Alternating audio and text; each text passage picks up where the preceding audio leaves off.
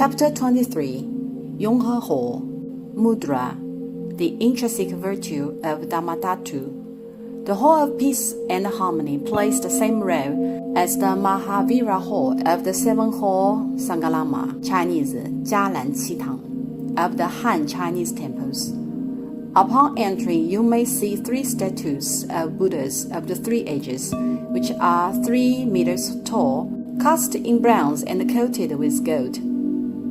Buddhas of the 3 ages can be defined by 2 dimensions, vertically and horizontally.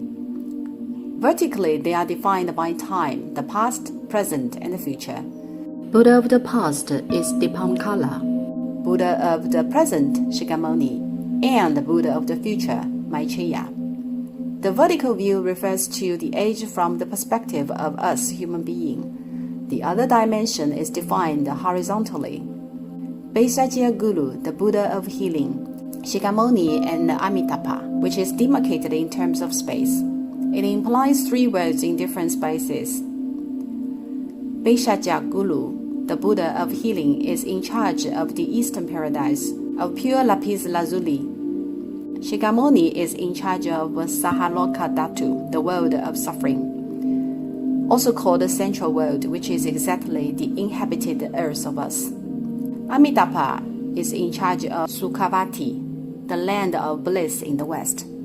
Therefore, regarding the 3 ages of vertical and horizontal, it is essentially depicted in terms of time, which is vertical, while the other is depicted in terms of space, which is horizontal. Kindly please note that Milefo, Maitreya, and Mitofo, Amitabha, are different from each other. Milefo is Maitreya, who is in charge of the future, while Mitofo is Amitabha, who is in charge of Sukhavati, the land of bliss in the west. The 3 statues of Buddhas of the Hall of Peace and Harmony look exactly the same in terms of their appearances. As a matter of fact, the statues of Buddhas in Chinese temples are of the same appearance. Why? According to Buddhist sutras, Buddhas hold 32 physical features and 80 minor physical characteristics, which is abbreviated as Lakshana Vyajana. Every Buddha has the identical Lakshana Vyajana. Since every Buddha holds the same Lakshana Vyajana, how can they be distinguished? Meaning, different Buddhas are not different in appearance, as the Lakshana Vyajana always keeps unchanged. It is called as well the 32 larger signs and the 80 smaller signs on the physical body of Buddha, which are applied to statues of all Buddhas identically. Certainly, they are treated as the standard of good looking by the Indians. There are usually 2 ways to distinguish which Buddha is which. One is based on the religious ritual implements they hold in hands. For example, Manjushri has the standard form, sutra scrolls held in left hand, sword of wisdom in right hand.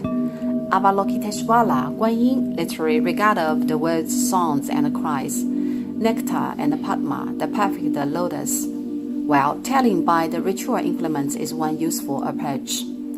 The other way is through the yin xiang, for Buddha's distinction. Because usually Bodhisattvas hold the ritual implements, whilst most of the Buddhas just hold a patra, the alms bowl, instead of ritual implements. So we may distinguish Buddhas through their yin xiang. Yin xiang basically means the characteristic and the peculiar virtue of certain Buddha. Yin literally means seal and xiang appearance. Yin xiang does not mean impression or your memory.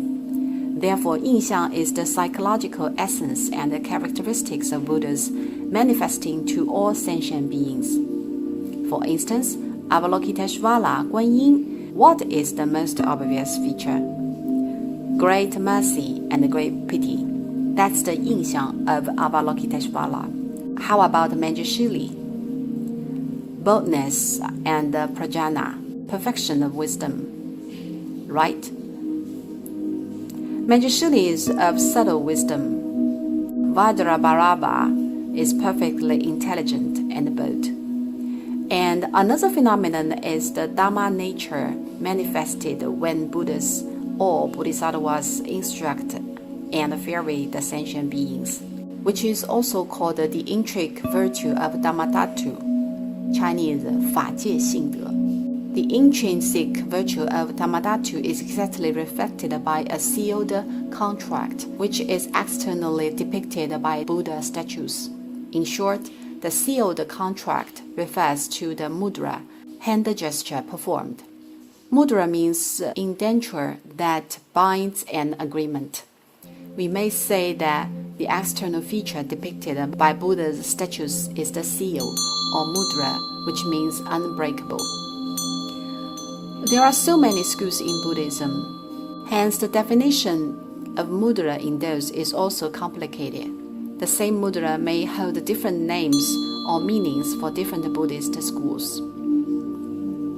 The Han Chinese Buddhism, also known as the exoteric school, attaches less importance to mudra, but Tantra, esoteric school.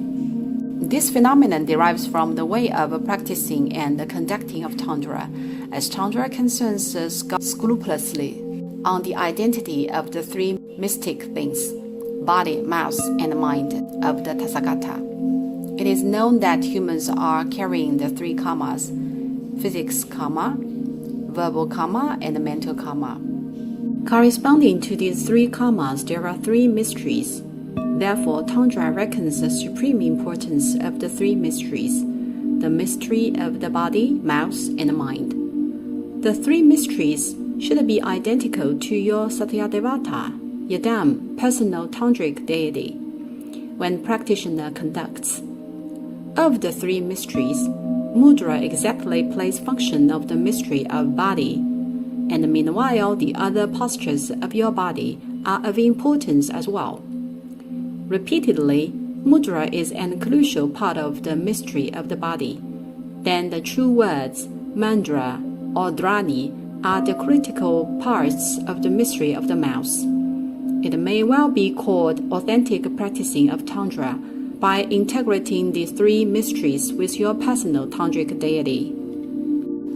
Regarding mudra, the majority of relevant document or material has been lost.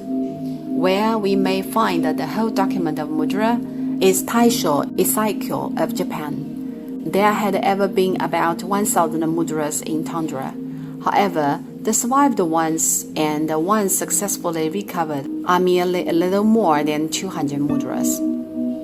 As exoteric school of Han Chinese Buddhism does not value mudra very much, as the three mysteries like mystery of the body belong to the Tantra in particular. We Han Chinese Buddhism value the doctrinal foundation considerably. Thus, there are only 5 to 6 mudras in Buddha statues of Han Chinese. You may get a general idea by taking a glance at the statues. Abhaya mudra, gesture of fearlessness and granting protection. Varada mudra, gesture of granting wishes.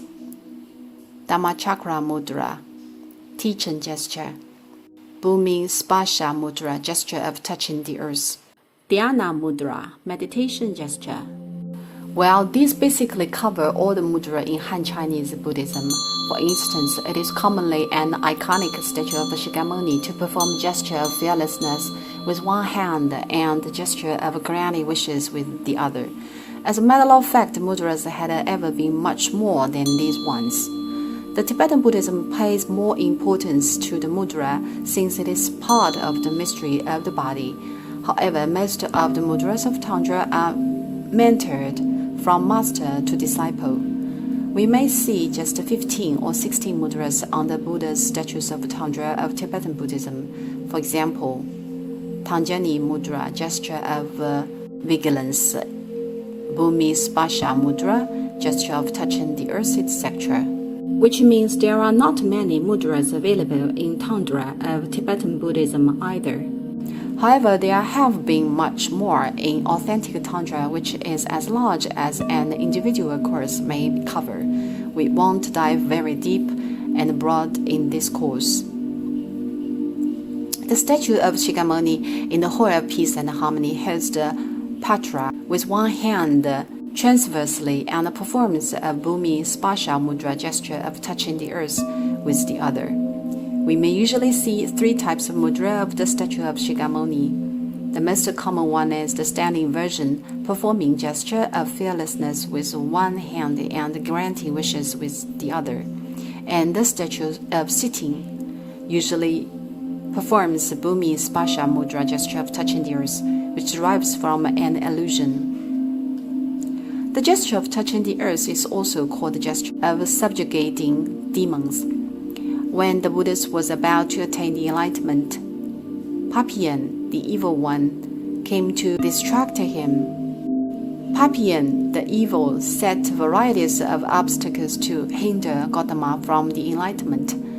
Papian either laid out the fear form of the heaven and earth or sent his seductive daughters. The Buddha had to touch the earth to witness to drive Papian away and became enlightened. Therefore, this very statue of the Buddha bears a unique name called the Statue of Enlightenment, which represents the very moment that Shakyamuni seated beneath the Bodhi tree and attained Buddhahood, one hand touching the earth. The one to the right of the statue of Shakyamuni, namely the one stands in the west, is the Dipamkala, the Buddha of fixed light. His left hand stretches transversely before his right hand, with the forefinger and the thumb ringing to a circle. It is presumably hard to imagine, but it is much easier to get the image when you take a glance in person. The mudra the Dipankara performs is called the gesture of the first turning of Dhamma Chakra. Of the Tri-Dhamma Chakra, the three turnings of the wheel of the doctrines, the preacher in Marigadava, the deer garden of the Buddha, is called the first turning of Dhamma Chakra. Prior to the Buddha, Shakyamuni, there were 7 Buddhas of the past. Pankala was the Buddhist patriarch. Hence, he also needs to perform the gesture of the first turning of Dhamma Chakra when he preaches for the first time. The mudra implies that the Buddha Dhamma will be turning ceaselessly like the wheel of times and light, trickling from Dipankala to Bhagavan, Shakyamuni, and continuing to the future. We will see the statue of Master Tsongkhapa later in the halls behind, and he performs the same mudra.